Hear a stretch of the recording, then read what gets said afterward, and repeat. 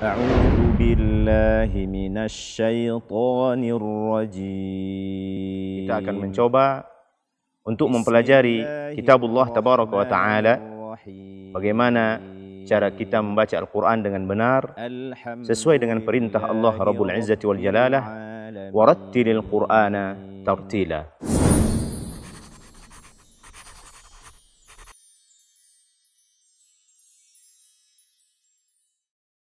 أعوذ بالله من الشيطان الرجيم. بسم الله الرحمن الرحيم.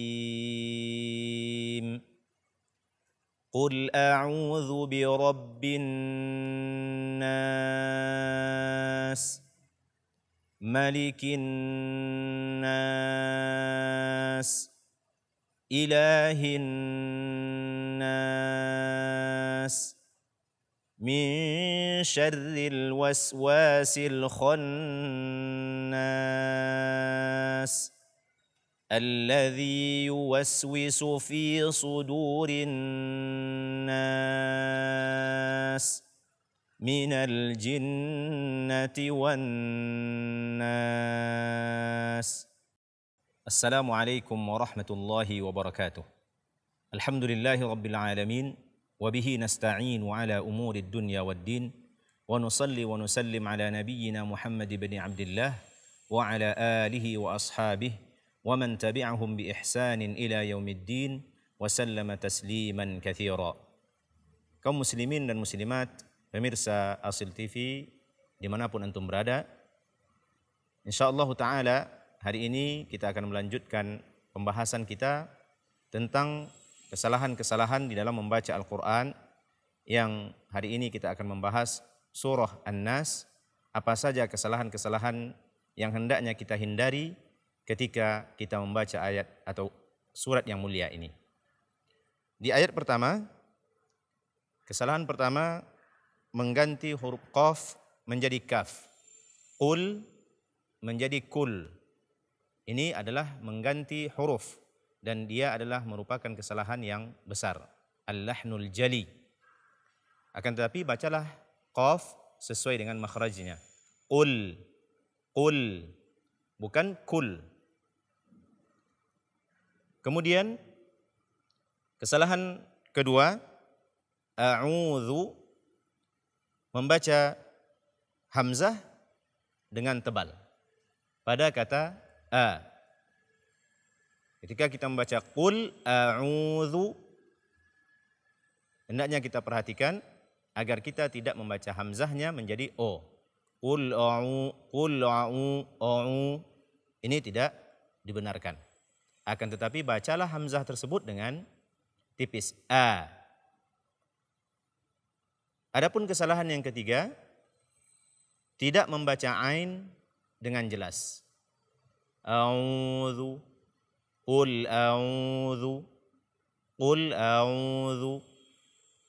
Akan tetapi bacalah ain sesuai dengan makhrajnya. Qul a'udzu, bukan a'udzu. Adapun kesalahan yang keempat, tidak melafazkan huruf dzal dengan benar atau tidak membaca dzal sesuai dengan makhrajnya. Sebagaimana apa yang telah kita terangkan pada ta'awudz, bahwa apa kata Imam Al-Jazari rahimahullah tabaraka wa ta'ala, wadh-dha'u wadh-dhalu wa thalil ulya min tarafayhima.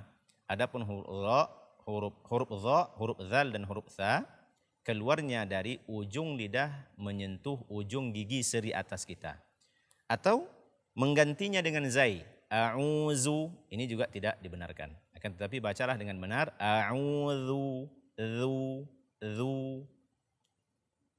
Kemudian kesalahan yang kelima, membaca kasroh tidak sempurna atau dengan imalah. Bi dibaca dengan b, rabbi, ini juga tidak dibenarkan.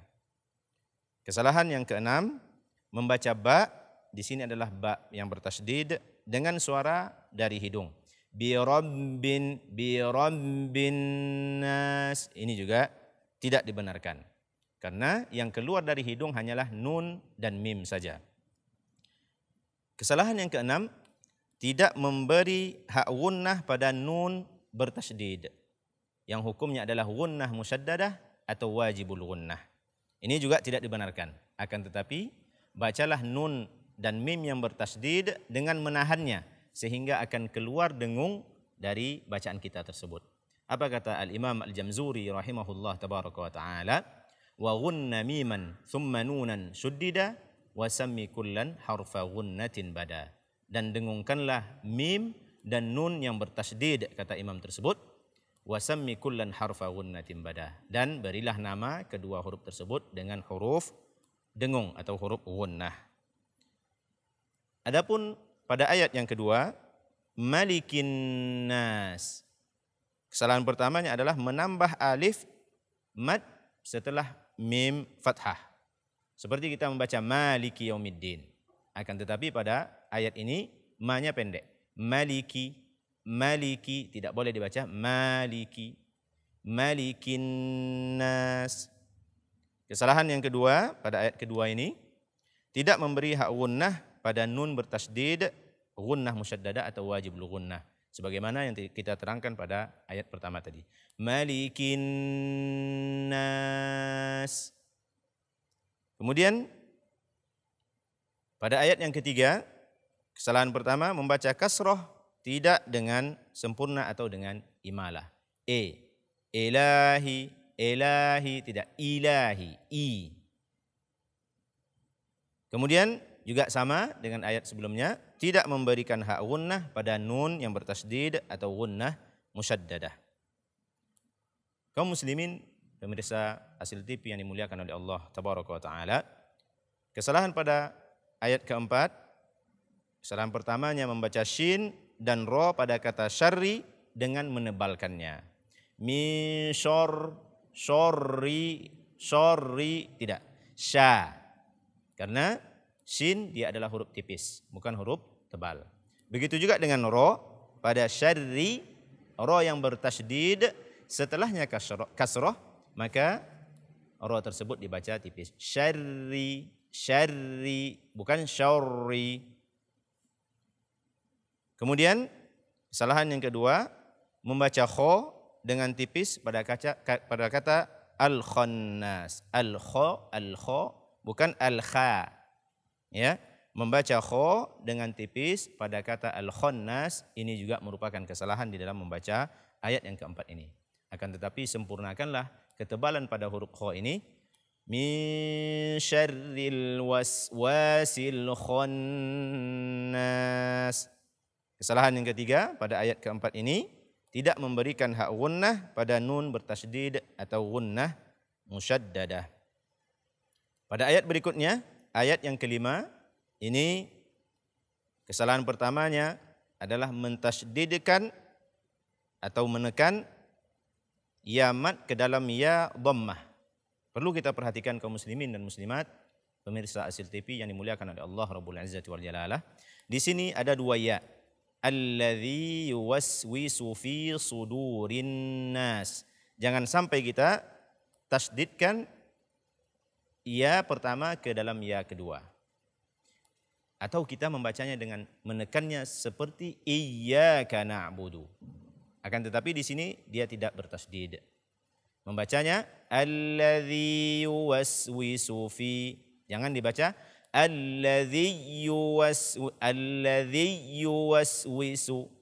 Ini tidak dibenarkan. Kemudian kesalahan berikutnya menebalkan huruf dal.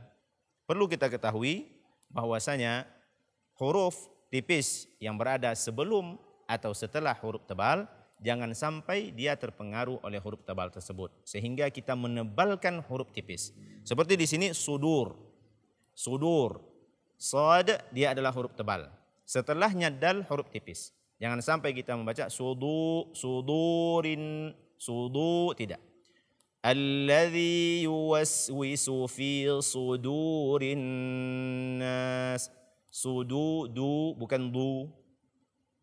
Kemudian kesalahan berikutnya, tidak memberikan hak gunnah pada nun bertasydid atau gunnah musyaddadah. Dan adapun kesalahan-kesalahan yang terdapat di dalam membaca ayat yang ke-6 atau ayat terakhir pada surat An-Nas ini, membaca jim dengan rikhwah. minal jinnati. Akan tetapi bacalah dia dengan jahar, minal jelas, jinnati. Kemudian tidak memberikan hak gunnah pada nun bertasdid atau gunnah musaddadah, yang di sini ada dua nun yang bertasdid, jinnati, kemudian wannas.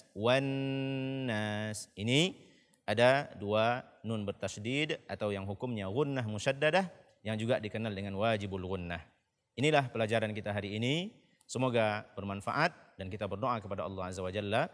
Semoga Allah Azza wa Jalla senantiasa memberikan kepada kita keistiqomahan di dalam mempelajari Al-Quran dan sunnah Rasulullah sallallahu alaihi wasallam. Subhanakallahumma wa bihamdika asyhadu an la ilaha illa anta astaghfiruka wa atubu ilaika. Wassalamualaikum warahmatullahi wabarakatuh.